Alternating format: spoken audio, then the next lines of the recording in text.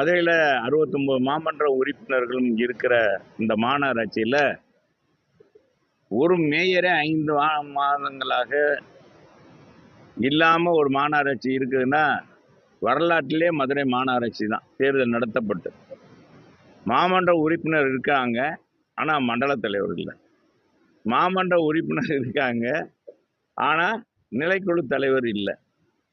இது மாதிரி ஒரு வினோதமான ஒரு மாநகராட்சி அது திராவிட முன்னேற்ற கழக ஆட்சியில் இருக்குதுன்னா இது ஒரு சாட்சி.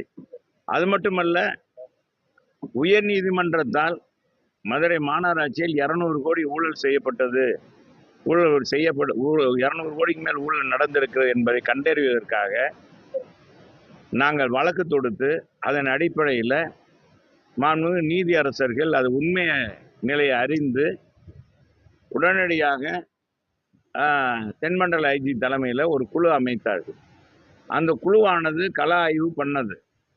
விரைவாக அந்த பணியை ஒரு வாரத்திலேயே 28 கோடி ரூபாய் அளவுக்கு கண்டுபிடிக்கப்பட்டது. எது அப்படின்னு குறிப்பாக கட்டடங்களை வணிக கட்டடங்களுக்கு வீட்டு வரியை வீட்டு வரியை போடுவது, அதில் இருக்கிற தொகையை எடுத்துக்கொள்வது, கல்யாண மண்டபத்துக்கு வீட்டு வரியை போடுவது, அதுக்கு இருக்கிற தொகையை மண்டல தலைவர் அதிகாரிகள் பிரித்து கொள்வது, இப்படிப்பட்ட நிலை இருந்ததுனால மிகப்பெரிய அளவுக்கு இருந்தது.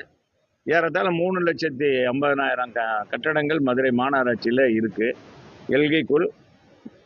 அந்த கட்டடங்கள்லாம் மறு ஆய்வு செய்ய வேண்டும் என்று உடனே நீதி அரசர் அதையெல்லாம் பார்த்துவிட்டு இவ்வளோ தூரம் மதுரையில் நடந்திருக்கு, இதே மாதிரி தமிழ்நாடு முழுவதும் இருக்கிற உள்ளாட்சியில் இதே மாதிரி குழு அமைத்து அரசாங்கம் நடவடிக்கை எடுக்கணும், இந்த இது தவறுகளை கண்டுபிடிக்க வேணும், இந்த வரி விதித்த இது ரொம்ப முறைகேடாக வரி விதித்திருக்காங்க, அந்த வரியும் இந்த முறைகேடாக பயன்படுத்தியிருக்காங்க அப்படின்னு சொல்லி உயர்நீதிமன்ற நீதி அரசர்களே சொல்லியும் கூட இதுவரை அதுக்கடுத்து என்ன நிலைமைன்றே எங்களுக்கு தெரியல. வழக்கு தொடுத்தது நாங்கள் தான், அதனுடைய வெளியும் கொண்டு வந்தது நாங்கள் தான்.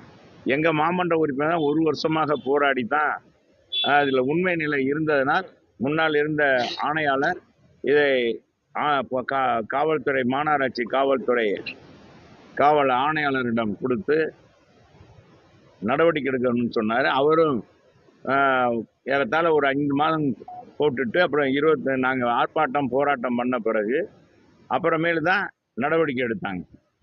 யார் அப்படின்னு அதுலேயும் குறிப்பிட்டவங்கள நடவடிக்கை எடுக்கலை. மேயர் உடைய கணவர் கைது செய்யப்பட்டார்.